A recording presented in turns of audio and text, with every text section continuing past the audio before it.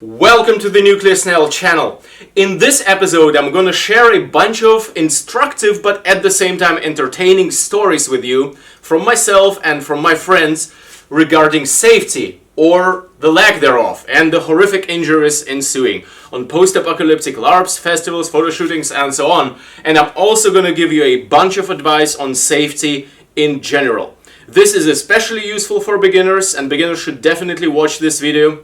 But this is also useful for advanced people, because even those sometimes disregard some safety stuff which can lead to injury, and nobody wants that. All the stories that I'm gonna list here and all of the advice will kind of make it sound like this entire hobby, post-apocalyptic crafting and LARP and festivals, is just, walking into an active war zone, basically. It's really not. And the reason that I have this amount of tips and stories and all that is because all of those stories are accumulated from years and years of experience from myself and my friends. So all of this is going to be true, but it's like really an aggregation of really many incidents from which we can learn. You would be lucky, or more like unlucky enough, to have just one of those things happening to one person on a single LARP. So don't be discouraged. Just take the advice I'm about to give you to heart, and hopefully by the end of the video you will be more aware of what can potentially injure you and others on your post-apocalyptic adventures, and you can use that knowledge to play it safe. Alright? So, legal disclaimer, obviously whatever you do is up to you. You are responsible for your gear and you are responsible for your actions, no one else. Whatever I'm about to say is just for your entertainment. So here we go. Here is my small list full of cool stories and tips. Let's start with a tip. For beginners, of course, who else? Underestimating how much even small safety hazards can hurt you or others. Now, I've touched on this in the past. There will actually be a couple of points I've touched briefly on in the past, but this is worth extrapolating further. Let's take this. You see that? Just a piece of wire, really small, really tiny. And a lot of people will use this to fasten stuff to other stuff on their costume and will think like, oh, this is small, what could happen? Well, unlike what movies and anime have taught you, it doesn't take a giant freaking sword to injure somebody. So if you have this or anything of this size on your gear, and someone happens to rub against you, let's say your girlfriend gives you a hug, or your buddy, or you go in-fight on a LARP and someone rubs their, let's say the inside of their biceps here on this thing, this is gonna poke into their skin, this is gonna scratch them up. So basically what I recommend doing is a rub-scratch test. Whenever you're done with your gear, or you think you're done, and you have some connective materials or any other parts. Let's say right here I have this zip tie, right? So I'm rubbing. At first, obviously be careful, rub gently against it. Does it scratch? If yes, you make it so that it doesn't scratch anymore. And then when you can rub firmly against it like this, and it doesn't feel like it's gonna hurt you, that's when you're safe enough. Because you will end up rubbing your stuff against yourself and others. So even small things, and in particular wire connections like these with sharp wire edges, can really scratch you up. This continues for small metallic plates like this. This will absolutely scratch you up. If you have some sharp edge like this just hanging out here, it's not blunted, it's not dulled by you on purpose, you just cut it off with some shears and you just put it onto your shoulder pad or whatever because, oh, post-apocalypse is brutal. Yeah, no, you're just gonna scratch up a fellow player or festival attendee or yourself. So don't do that. Blunt your metallic edges. Talking about small metallic plates like this, or actually bottle caps. Bottle caps have sharp edges. You gotta watch out with that stuff. Everyone loves putting bottle caps all over their everything, but that stuff is actually kind of dangerous if you don't do it right. And also if you have, let's say this plate would be perfectly blunt on all ends and sides. What can happen during the transport of your costume or during the game and so on and so forth with thin, not very stable metal plates is this. It will be bent again and again and again. Oh shit, look at that. Now it got just, obviously I've bent it on purpose here, but your costume parts, if you use it as, say, armor plating somewhere, it can get some bends during transport or during game, and something that you thought is safe suddenly has two razor blades here. That's not great. So this is the reason why I never use thin metallic plates. I will use them in some very specific situations where I'm sure it cannot happen, and I used to use them on early costumes, but I learned fast, the hard way, that if you're using metal plating, it better be steady and solid enough that by taking damage or just being used, it doesn't deteriorate into something dangerous. Okay, let's look at our list here. Now I have a story for you. Consti's story, from my friend Consti from Langir Tactical Solutions. The story heralds the following safety instructions. Real knives and other sharp objects and tools have to be stowed away in an unreachable manner on a LARP. Be it if it's about knives and stuff on your body or in the camp. So on a LARP, people sometimes tend to be so much in the game, they will grab the next best thing. You know, something that looks like a LARP weapon, but actually isn't, and there we go, a horrific injury. Especially considering that a lot of LARP knives, especially ones for the post-apocalyptic genre, look very realistic. So obviously you shouldn't just grab the first object and stab people with it without checking first, but here is Consti's story. And this is ridiculous. Like, this happened quite a while ago to him. He was on a LARP, the LARP was already over, they were out time, and he and a bunch of other people stand around at the after LARP party. And Consti had back then a real knife on his plate carrier. So some random dude just walks up to him, pulls his own knife from his plate carrier and stabs him in the belly.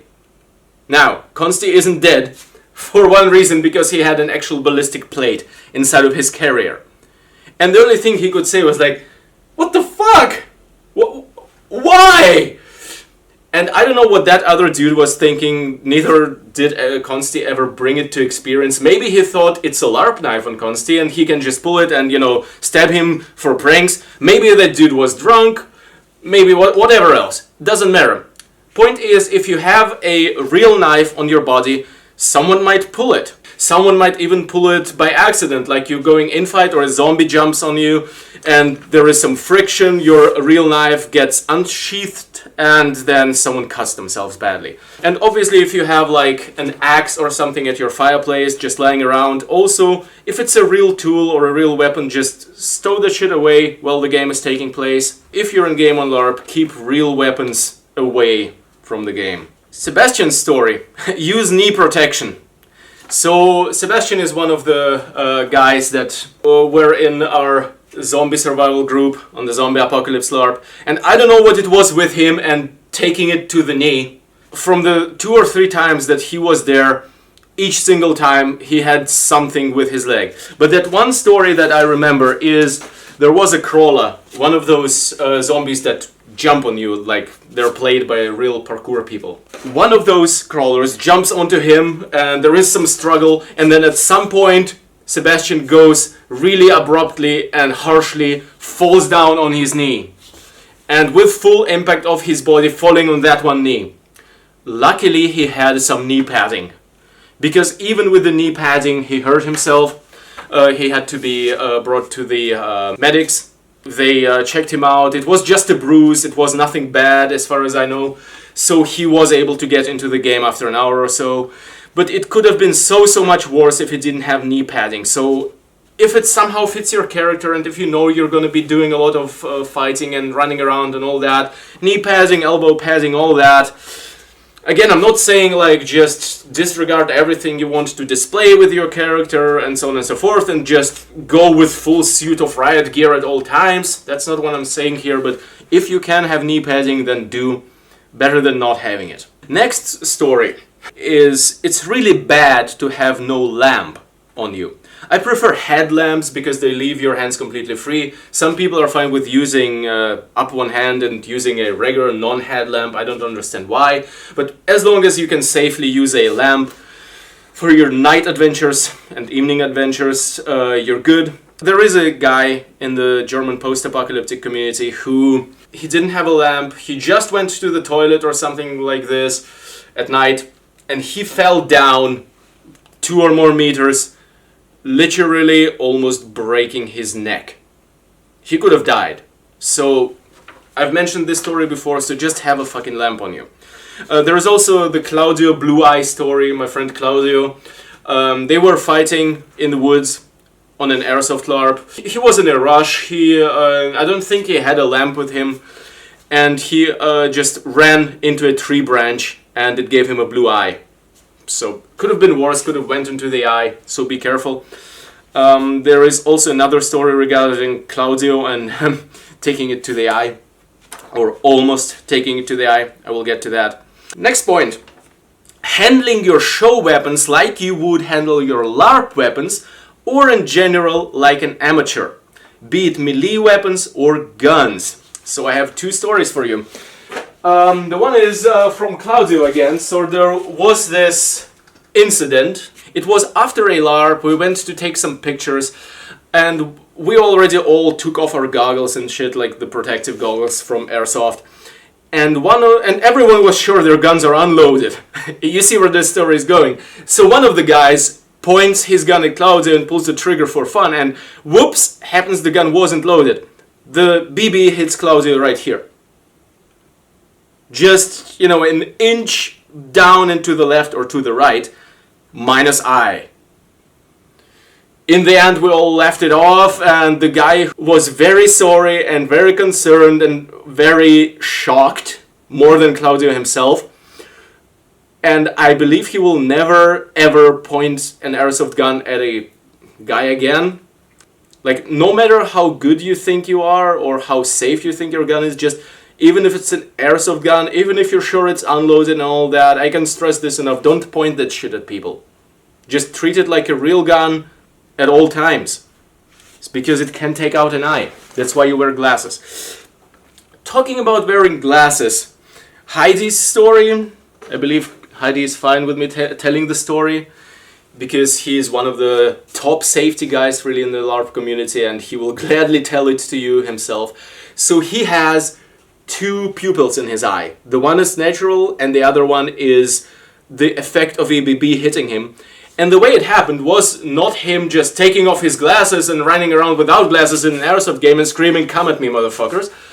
It was him just briefly, "Oh, I'm so sweaty, I'm just briefly gonna put off my glasses, wipe out the sweat, put them back on." In that moment, he raises his glasses. Pok! He looks up at the sky and sees it going dark, and his thought is, that's the last time in my life I see something on this eye. It didn't turn out to be that bad. In the end, he still sees something on his eye, and as a bonus superpower, he can see the light spectrum when he looks with one eye. Somehow it works out like this with 2 pupils that he now has. So he can see the actual light color and the light spectrum like in a prism. I'm not sure how exactly it looks. But yeah, the takeaway point here is, if airsoft is involved in your post-apocalyptic adventures, then wear your glasses all the fucking time. There is no just briefly. Like, those words are the words of people who have one eye less. Because really, do you know anyone who runs around without glasses going like, "Shoot at me, motherfuckers"? No. It's usually just I'm just gonna briefly do this and that. Like, the brief violation of the safety code, of the prime safety code of airsoft, leaves you without an eye. There is no mistaking that. And the other point is handling your show weapons as you would LARP weapons, or generally handling them as an amateur. Let's take this beautiful zombie tools axe here I have. And this one is real. So with a LARP weapon you might be having this dangling off of your belt. Right? Because if it's a LARP axe, it's not sharp. But with this, you will just get yourself caught on the spike. You will cut yourself here. You will cut others. You will cut up someone's sofa if you sit on it. So you should carry it properly, like this one has a sheath, and if yours doesn't, you should have a sheath or get a sheath. And also while you're handling it, like be it this or any other weapon, like let's say you're just, whoops, you just poked it into someone's head. Or let's say you're swirling it around and you don't really know what you're doing. I don't know how you... This is actually not a really swirl around weapon, kind of top heavy.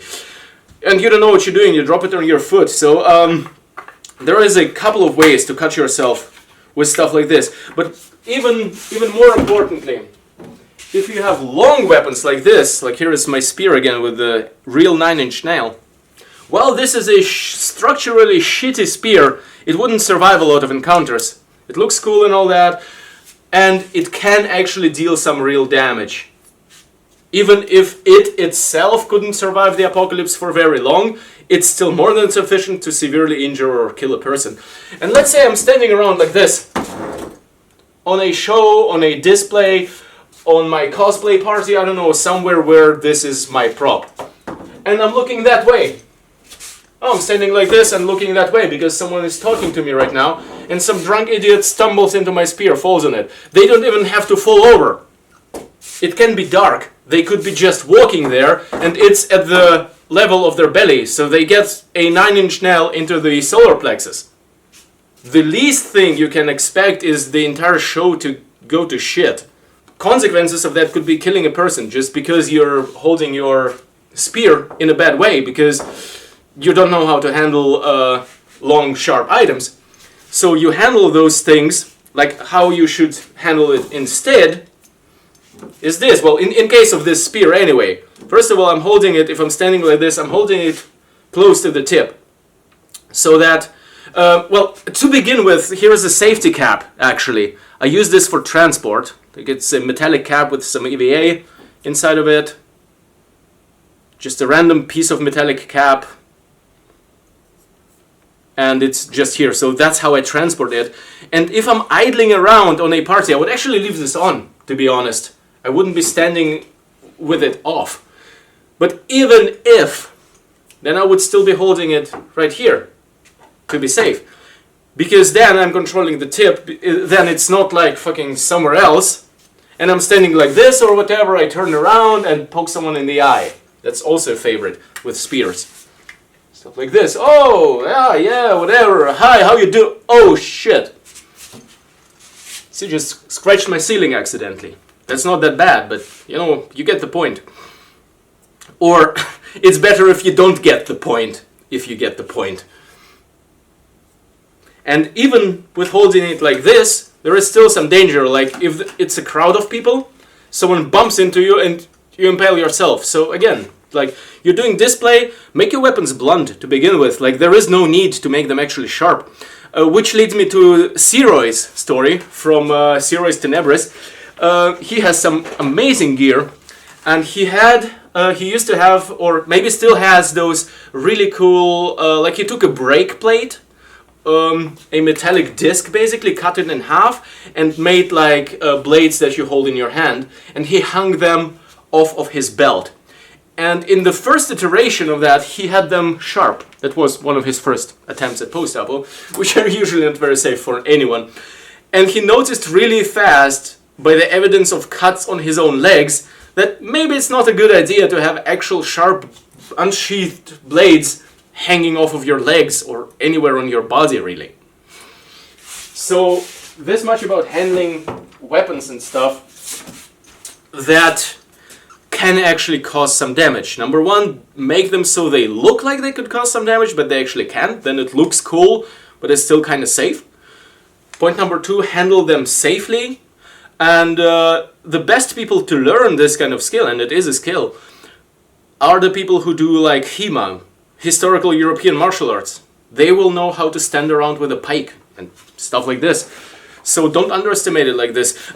Basically, the entire red line going through this is that injuries, a lot of times injuries happen and danger lurks in situations which a beginner wouldn't expect. Like, I wasn't swinging the spear around, I was just standing there, the guy ran into it. Well, he's dead all the same, or injured, or whatever.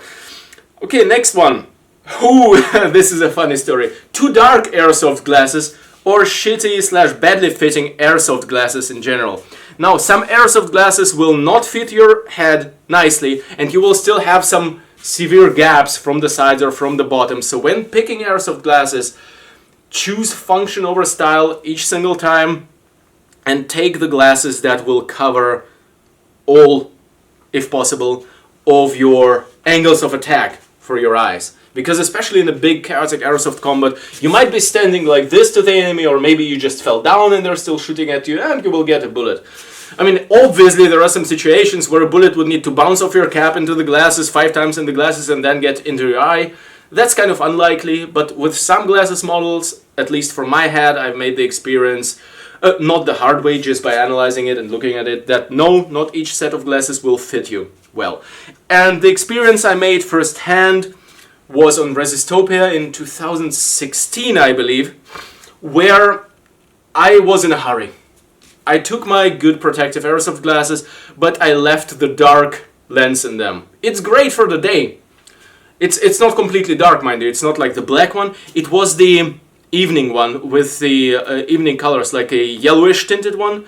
And in bright sunlight, as well as in the evening, it gives you an additional contrast, which is great.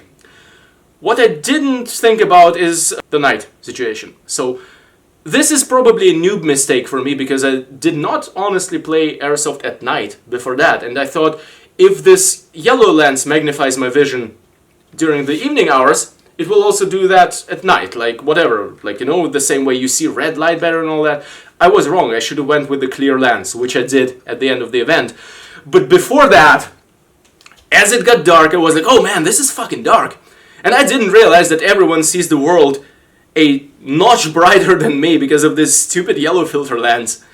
Because obviously the yellow light is gone by night. If there is any light, it's going to be from the moon and stuff, so it's going to be bluish, and that got filtered out for me. Now, to be honest, it did have an additional adventure aspect to it, because we were being rescued, like my squad was being rescued from a building surrounded by enemies, and my friend Julian arrived with his squad, and they're like, okay, we're saving you guys, and I was carrying a really heavy load, like a device, and I couldn't use my gun anyway, it was stowed away, and I had this shock cord from the gun. It was in a different rig, different armor, but I had this shock cord, and I was like, Julian, I can't see anything, take me by this leash and just lead me. So he just led me through the entire dark terrain, surrounded by enemies and stuff, on this shock cord, which is great. It's actually kind of springy, like a bungee cord. So when he like tripped or pulled somewhere, it didn't immediately, you know, fuck me over. But from a safety standpoint, like having 2 dark airsoft glasses is just stupid. You know, it's such a mistake. I would never do this again, but it was something that in that moment I just didn't realize. Luckily, I did have a good clear lens for my glasses as well, because they have interchangeable lens system. And I've put that in, and the world looked a lot better after that. But it was still a retarded / epic adventure with Julian just tugging me along on this cord up until the point we reached the base. I will never forget that, honestly. But safety-wise, it was shit. Okay, next point. On a LARP, like talking about darkness, on a LARP I also saw a guy run around or run forward across a stretch of land, a field, and trip over horribly. He didn't hurt himself, was just a bit shocked and scratched up and stuff. But like it was like a tactical situation where you turn on your light and enemies could possibly see you. Honestly, in that situation they couldn't have, because it was in an area where there weren't any enemies. You knew that as a player. Not as your character, but as the player. So the takeaway point here is, no matter how much of a tactical advantage in the LARP game it gives you to turn off your headlamp and be all ninja and stealthy and shit, while it can be cool and can work out, and did work out a lot of times for me, if you have even the slightest real-world safety concern, like of you tripping or running into something and whatnot, do turn on your headlamp. There is also Johnny's story Johnny was running away from zombies on the zombie apocalypse LARP, or from raiders or something, and he did not have a headlamp, or lost it, or they took it away from him, or something like that. Basically, he didn't have a light, and he was running, and then he decided to stop because he had a gut feeling that he should stop and turn on the lamp or something, or check it out more precisely what was in front of him. And I believe, if I'm not wrong, he turned on the headlamp in that moment that he did have on him, and saw that right in front of him, right where he was about to run into before this gut feeling told him to stop, was a security tape from the organizers around a pit that goes 1.5 meters down in one of the industrial buildings, with rusty shit down there. He would break his everything and cut himself up if he kept running that direction. So, especially for night stuff, I can't emphasize this fucking lamp thing enough, man. Okay, next one. Next one is fighting on uneven terrain and or among trees and or other obstacles, especially in group fights, and underestimating terrain in general. Now, on post-apocalyptic venues, especially for LARP, but also festivals, the terrain can be very rough. There can be rusty industrial spikes poking out from the concrete steel mix that is crumbled beneath your feet. How poetic. There could be also just some tree branches and whatnot, or some ditch you don't see. You should just really be careful where you tread, because you might break your ankle. Like your feet, your legs, and your ankles really get a lot of abuse and danger on those kinds of terrain. You could also stumble and all that, which is further complicated by the issue that some people hang a lot of stuff onto their legs and feet. I've made a episode about this in the past, about shoes and how I modify them or how others modify them. Basically, if you want to run around a lot, especially on rough terrain, and do fighting and all that, design your shoes and leg wear and footwear, all that, in such a way that you don't trip over yourself, basically. And as far as group fights and all that goes, in tight spots, also rough terrain, it is usually not you getting injured from like the zombie running into you and then you and the zombie collide with heads or something. It's you trying to avoid the zombies, then falling over your friend and hitting your head on a tree or something like this, or a stone that is there. So be very careful, especially in group fights, because in group fights, like, it looks easy in all the medieval movies and stuff. Well, kind of depends on the movie, I guess. Sometimes it just looks like a bloodbath. But anyway, fighting in formation is a skill. And even just fighting in a closed group, let's say you're a bunch of zombie survivors and the zombies are coming from each direction, or the mutants or whatever, it is a skill to not bump into your teammates and stumble over them and all that. I mean, it's something that you also do learn, and depending again on who is doing this kind of thing. But if you're completely unprepared and unaware, just beware that just being in a group of other people close to them, even if they're on your side, there's still a tripping hazard, and so are trees, buildings, and everything else around you. You can still knock your head on all of that, so be careful of that. I already mentioned this one, getting yourself or others caught on hanging stuff that hangs off of you. For example, on this one, I could catch myself on this carabiner. As you see, I mentioned this already. It doesn't mean I'm not doing this. I'm just aware of this, and you must yourself estimate the risk that you are willing to take. With this rig, I think with this one I'm pretty safe, because this is like on the chest, and I'm not really going unknowingly get my chest caught in a lot of things. But if I had like big hooks or whatever on the side, like I did get caught with this netting 1 or 2 times on Wasteland Weekend on some cars. Was nothing dramatic, of course, because I was just walking around, then, oh, I'm hanging with my net, can you free me or something, please? But if you're fighting, then yeah, it might be bad. I mean, again, I'm not stopping you from putting whatever in your stuff. It's all your call, basically. Just saying you can get caught in things that are not streamlined. Basically, if you overfollow every advice I'm giving you here, you're just gonna go in a completely sleek, untouchable power armor to a LARP to be absolutely safe. So just, take it with as much grain of salt as you want. Next point, carry disinfection.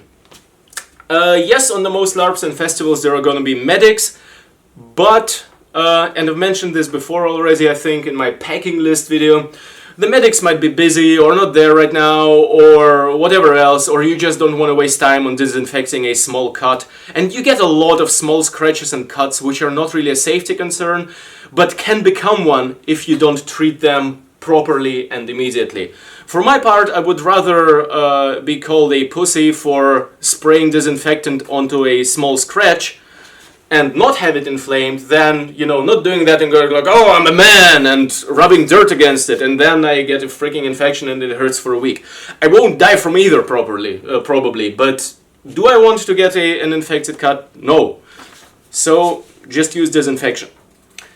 And talking about this, mentioned this before as well, get a tetanus shot.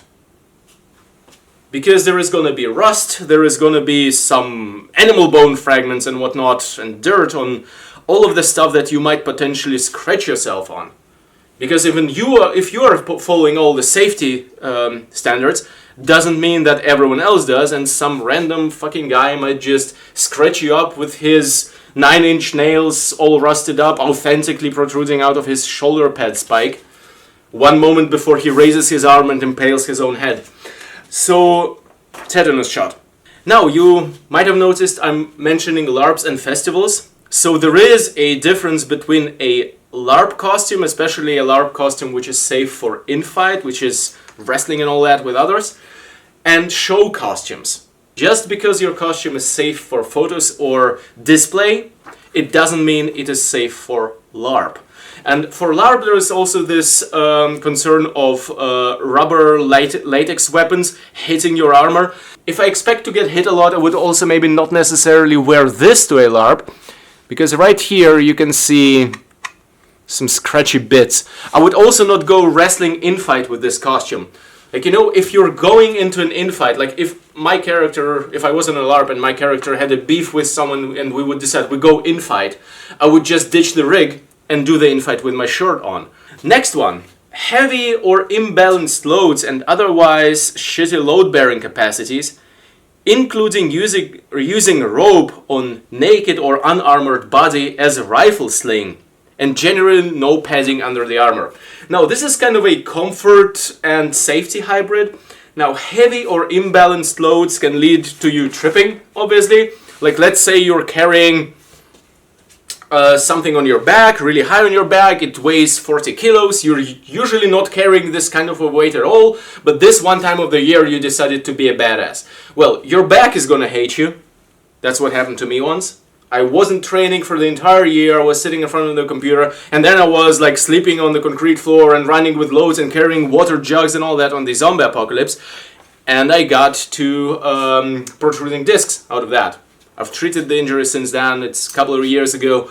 But you don't want to be a weekend warrior who goes like, oh, I'm just playing Fallout all day, all year, and I'm doing a desk job, and now for these 5 days of the LARP I'm gonna be like carrying stuff around, and your back will hate you. Or maybe some other parts of your body which are just not prepared to this amount of stress, which is why it's important to stay trained. Now, next one. Climbing up and down and around post-apocalyptic cars. There is a girl who a couple of years ago on a convention, it was like a fair, not even a LARP, there was a car standing there for display, a post-apocalyptic car, a really cool one onto which you could climb and all, and while coming down from the car, she got herself caught, I don't know which way. She also was really one of the most coordinated people I know. It's not like she was completely bumbling around or anything.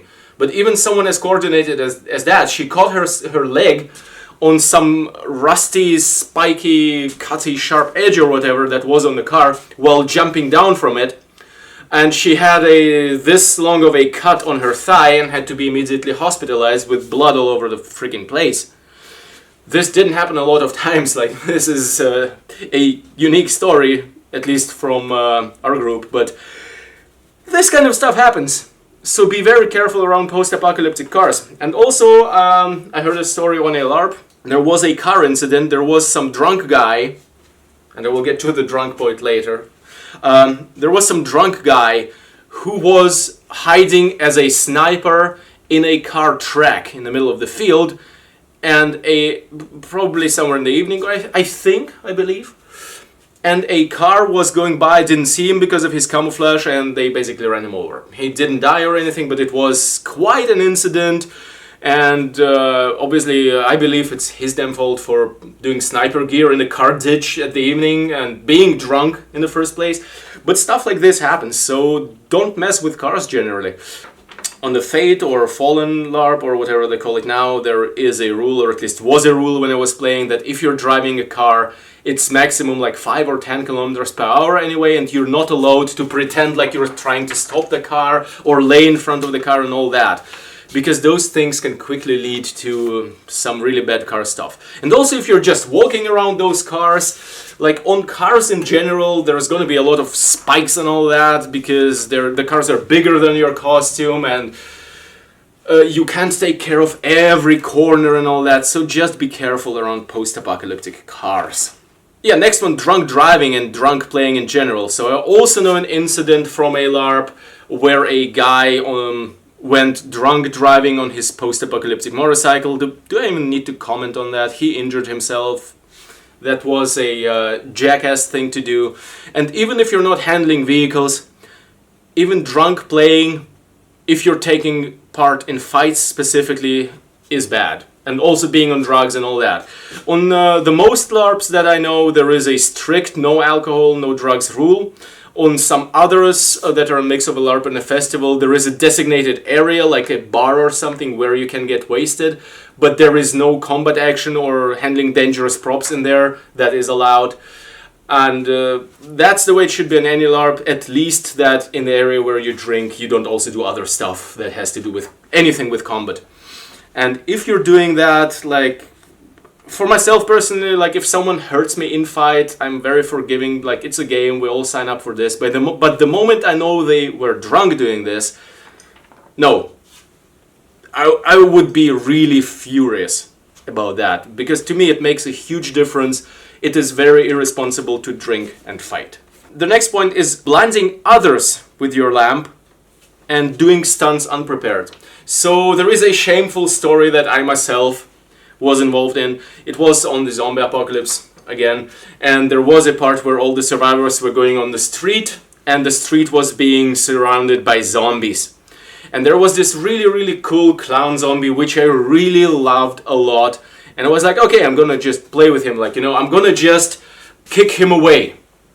And this was the kind of a stunt that in a prepared situation would have been nothing bad at all. Because if he knows it's coming, or if we had exercised it, he just braces and we time it properly and so on and so forth. But the way it was, I underestimated how bright my headlamp is. I was lighting right at him, so he couldn't see anything. He didn't see my kick coming and was still moving, wasn't bracing. I also probably kicked too hard.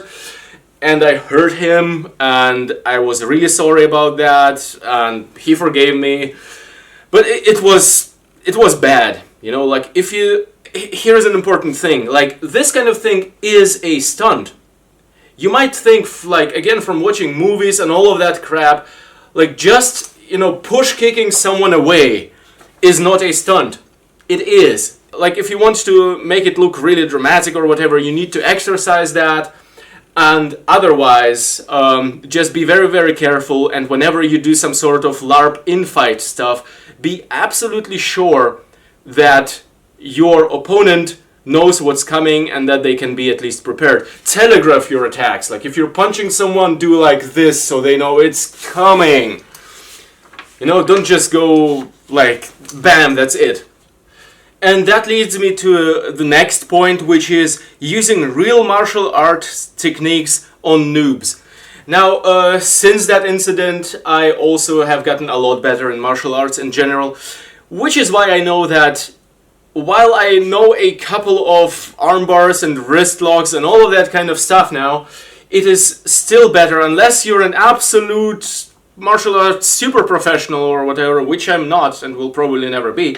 It is better to not use real martial arts techniques on other people, especially noobs in LARP.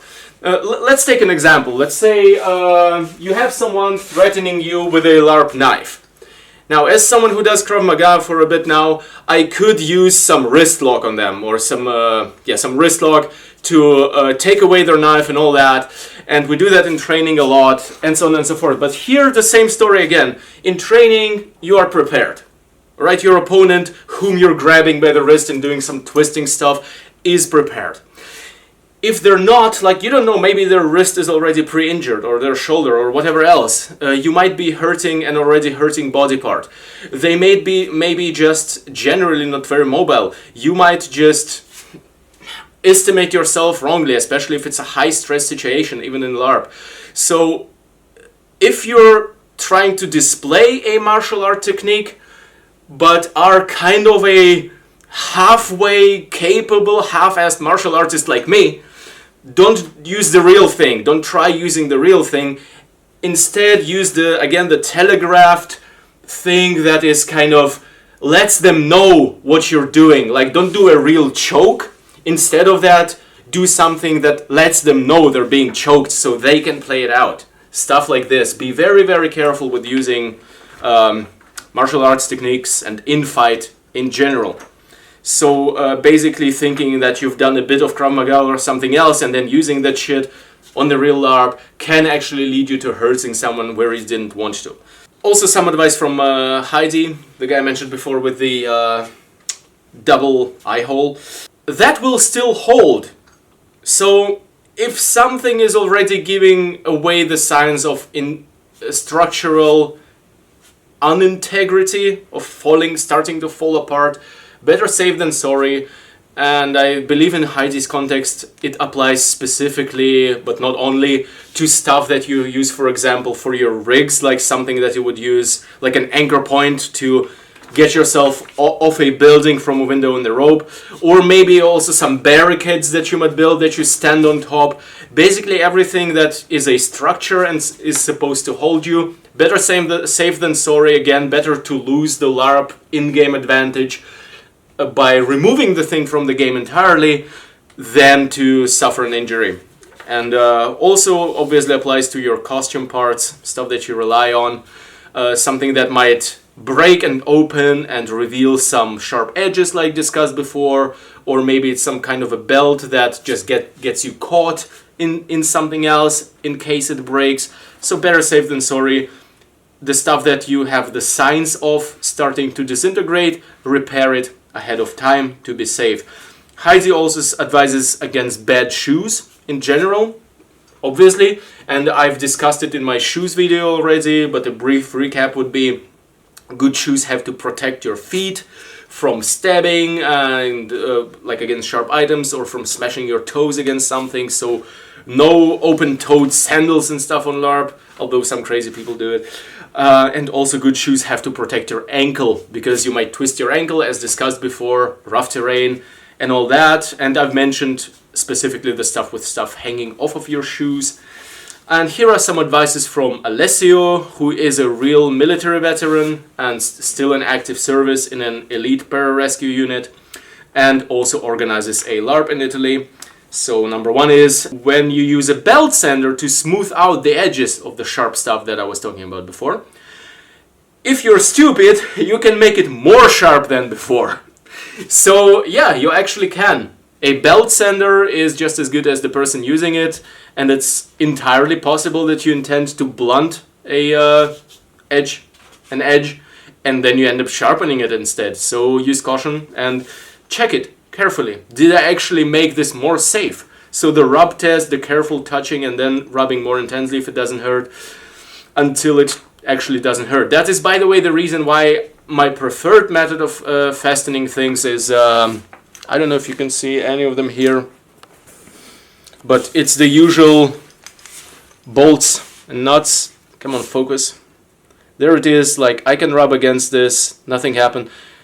This is just a nut, and on all of my nuts I usually apply a power grinder, mini grinder, whatever it's called, to just blunten up the edges of the hex nut as well, just for comfort. I mean, just a hex nut will not cut you or anything, usually not, but I prefer if it doesn't leave any mark at all. Next tip from Alessio: nails and barbed wire. Use fake.